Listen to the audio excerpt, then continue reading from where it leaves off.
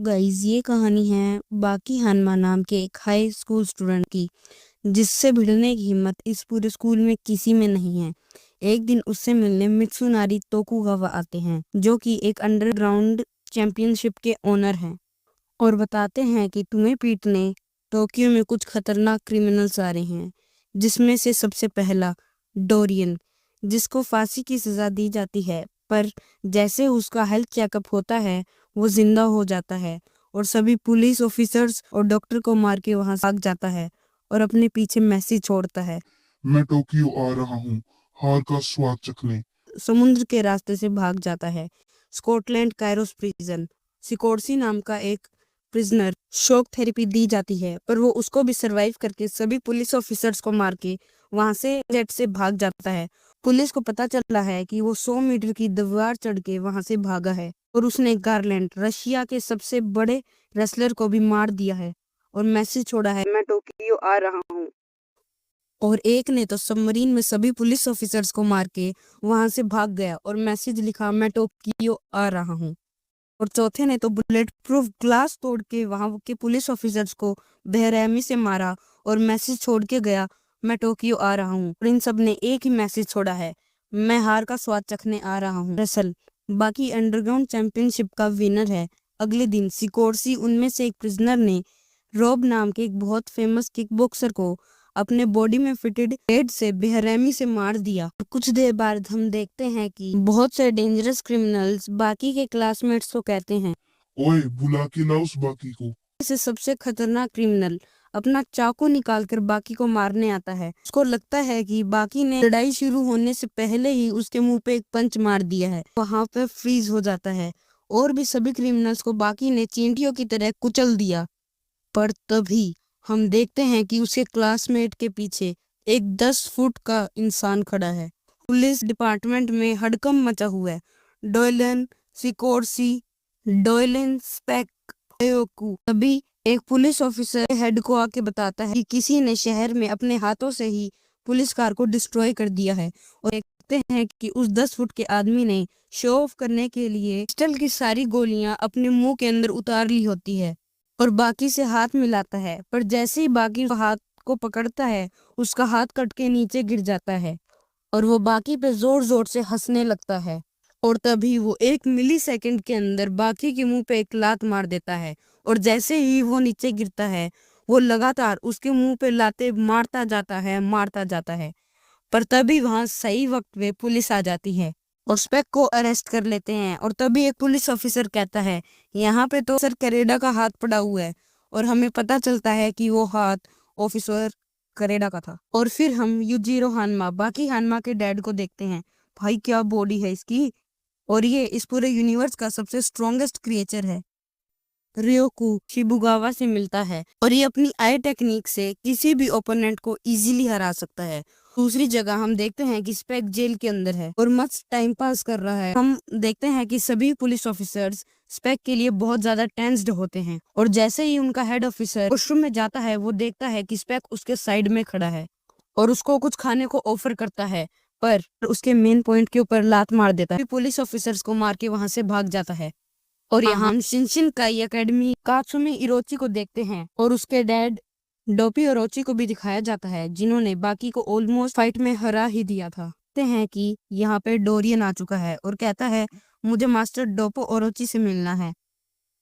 पर कात्सुमी उसे कहता है, पहले अपने जूते उतारो।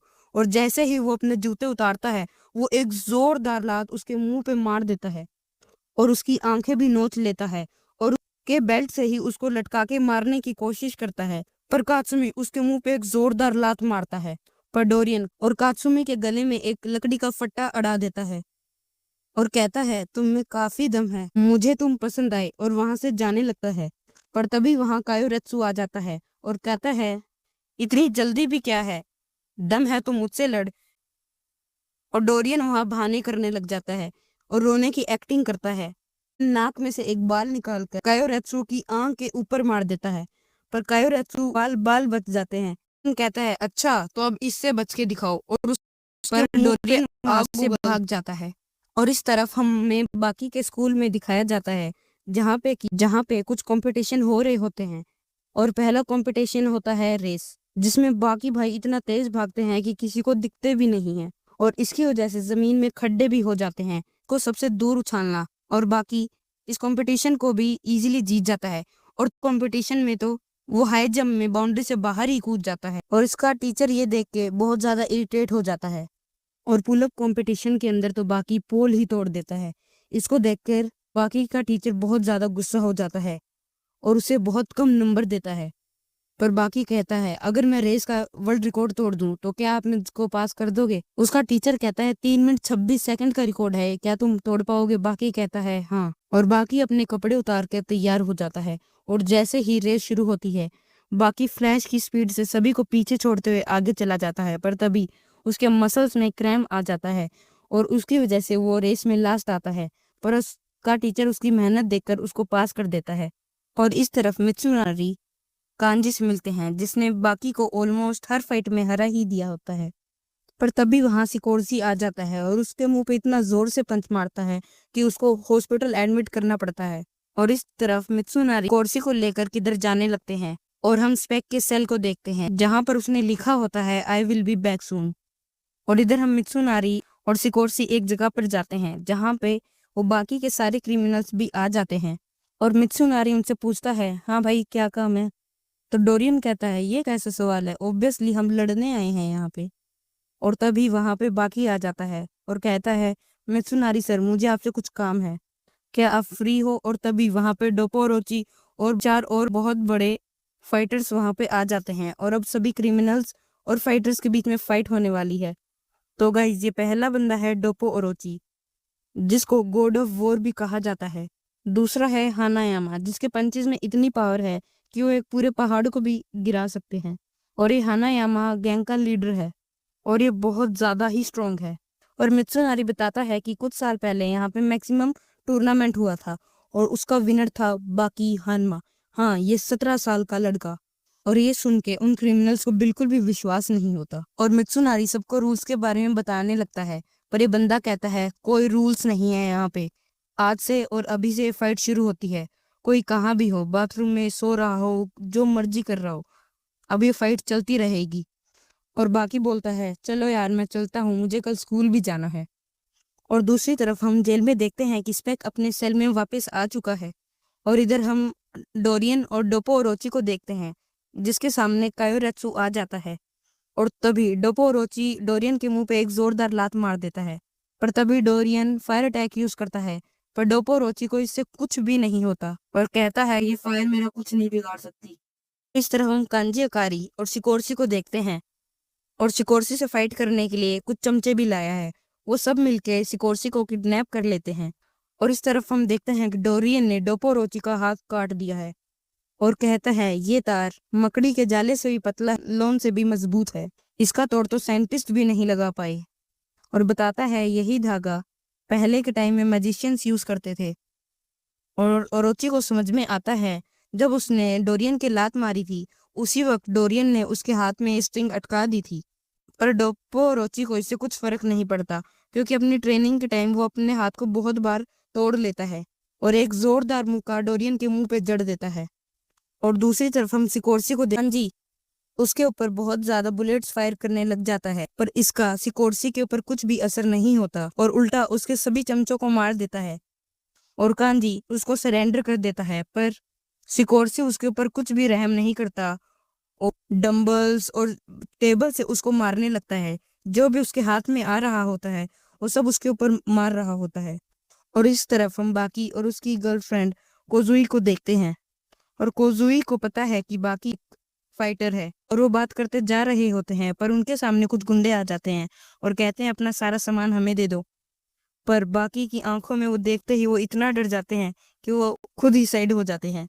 बाकी और उसकी जिया बहुत ज्यादा एंजॉय करते हैं, शॉपिंग करते हैं, और घर जाते वक्त बाकी उसका हाथ पकड़ लेता है और हम देखते हैं कि उन्हें स्पेक पीछे से देख रहा है। बताया जाता है कि कोजुई बाकी को लेके बहुत ज्यादा टेंस्ड होती है और कहती है, तुम एक रियल फाइटर हो, तुम्हारी जान हमेशा खतरे में रहती है, और अगर मैं तुम्हारे साथ अपनी जिंदगी बिताऊंगी तो मैं अपनी जिंदगी को कभी भी अच्छे से नहीं जी पाऊंगी। क्या तुमने सोचा है, जिनसे तुम लड़ाई करते हो उनकी भी एक फैमिली है, अगर तुम उन्हें मार दोगे क्या वो तुमसे नफरत नहीं करेंगे? और बाकी उस है और कहता है हम फाइटर्स ये रास्ता खुद की मर्जी से चुनते हैं और मैंने पिछले 17 साल में इस लाइन में कुछ भी अच्छा नहीं देखा है। मेरे पेरेंट्स मुझसे नफरत करते थे और उनका बस एक ही सपना था, मैं इस दुनिया का सबसे खतरनाक हूँ और मैं इस सपने को पूरा करके ही रहूंगा, चाहे इसके लिए मुझे अपनी जान भी क्यों ना देनी पड़े। मैं बस तुम पे ट्रस्ट करता हूँ और एक दिन मैं अपने डैड को भी हराऊंगा। दोनों बात कर ही रहे होते हैं कि पीछे से स्पेक आ जाता है और वो जैसे ही बाकी पे अटैक करने वाला होता है, बाकी उसको इतना घूर के देखता और स्पेक उसकी आंखों में देखकर जैसे जम सा जाता है। और तभी वहां पे यानाहामा आ जाता है और उसका जबड़ा पकड़ के उसे बाकी से दूर ले जाता है। और अब बहुत ज्यादा एक एपिक फाइट शुरू होने वाली है और यानाहामा कहता है तुम्हारी लड़ाई मेरे साथ है, तुम बाकी से दूर रहो। और तभी स्पेक यानाहामा के मुंह पे जोर से लात मार देता है और तभी यानाहामा खड़ा होता है और अपने कपड़े फाड़ देता है और हमें उसकी बैक पे एक अजीब सा टैटू दिखता है और उसके ऊपर बहुत से तलवारों के निशान भी होते हैं। हमें इस टैटू का पास्ट बताया जाता है। ये टैटू सिर्फ यानाहामा फैमिली के सुप्रीम लीडर्स को मिलता है जो कि बहुत ज्यादा स्ट्रॉन्ग होते हैं। और ये जो तलवारों के निशान हैं ये यानाहामा को तब मिलते हैं जब वो अकेला एक पूरी गैंग के साथ भिड़ जाता है। और अब इनमें फाइट शुरू हो जाती है। स्पेक उसको जूतों से मारता है, उसका सर पोल में जाके भिड़ा देता है और तो और बहुत सारे बेंचेस उसके कमर पर मारता रहता है। और अब यानाहामा अपने फाइटिंग पोजीशन में आ चुका है, पर स्पेक उसका मजाक उड़ाते हुए कहता है तुम तो बिल्कुल स्टैच्यू ऑफ लिबर्टी की तरह खड़े हो गए हो और अब मैं तुम्हारा हाल भी वैसा ही करने वाला हूँ जैसे मैंने स्टैच्यू ऑफ लिबर्टी का करा था। कुछ ही देर पहले स्पेक ने स्टैच्यू ऑफ लिबर्टी पे मुक्के मार मार के उसे तोड़ दिया था। मुंह पे मुक्के मारता जाता है और स्पेक अपनी सांस 5 मिनट तक रोक सकता है तो 5 मिनट तक लगातार यानाहामा को मारता ही जाता है। पर जब यानाहामा को फील होता है कि स्पेक के पंचेस धीरे हो रहे हैं तो 1 मिली सेकंड के अंदर स्पेक के मुंह पे एक जोरदार पंच मार देता है और स्पेक दूर जाके गिरता है। इधर हम पुलिस डिपार्टमेंट में देखते हैं जहाँ पे वो ऑफिसर कहता है स्पेक ने तो को होटल की तरह समझ रखा है, भी आता है और फिर चला जाता है, वो मेरे हाथ आएगा तो मैं उसे की मौत मारूंगा। और फिर यानाहामा स्पेक के मुंह पे पंचेस मारता ही जाता है, उसको मरने की हालत में कर देता है। पर उसी समय स्पेक सरेंडर कर देता है, पर हमें पता चलता है कि ये उसकी चाल थी और वो बुलेट्स को यानाहामा के मुंह में रख के उसे दबा देता है और यानाहामा का पूरा मुंह ब्लास्ट हो जाता है। यानाहामा के मुंह की चमड़ी अब माने गिरने से पहले स्पेक के मुंह पे एक जोरदार लात मार दी। इसी के साथ हमारी फाइट का विनर है यानाहामा। और फिर हमें सीन दिखाया जाता है कि यानाहामा ने स्पेक को पुलिस के हवाले कर दिया है और पुलिस यानाहामा की बहुत रिस्पेक्ट करती है इसलिए उसे जाने देती है। पर हम देखते हैं कि स्पेक ने पुलिस की कार को उठा रखा है और उसको यानाहामा के ऊपर गिरा देता है। जैसे ही यानाहामा गाड़ी के नीचे से निकलता है स्पेक उसके मुंह पे रोड से लगातार हमला करता है और कहता है कि जिस बेरहमी से मैं तुम्हें मार रहा हूँ अगर तुम मुझे थोड़ी देर और मारते मैं मर जाता। और वापस से एक और गन लेके उसकी भी पूरी काटेज यानाहामा के पैरों में खाली कर देता है और अपने पैरों से यानाहामा के जबड़े को कुचलने लगता है। और मुझे तो लगा कि यानाहामा का खेल खत्म, लेकिन खेल तो अभी शुरू हुआ है। और जैसे ही स्पेक यानाहामा के मुंह के अंदर बुलेट फायर करता है वो बुलेट उसके जबड़े से आर पार हो जाती है क्योंकि उसका जबड़ा पहले से ही टूटा हुआ था। और यानाहामा उसके पैर को पकड़ के गिरा देता है और उसके मुंह पे इतने तेज पंचेस मारता है कि स्पेक का मुंह बिल्कुल पिचक जाता है। इसी के साथ इस मास्टरपीस एनीमे का फर्स्ट एपिसोड खत्म हो जाता है।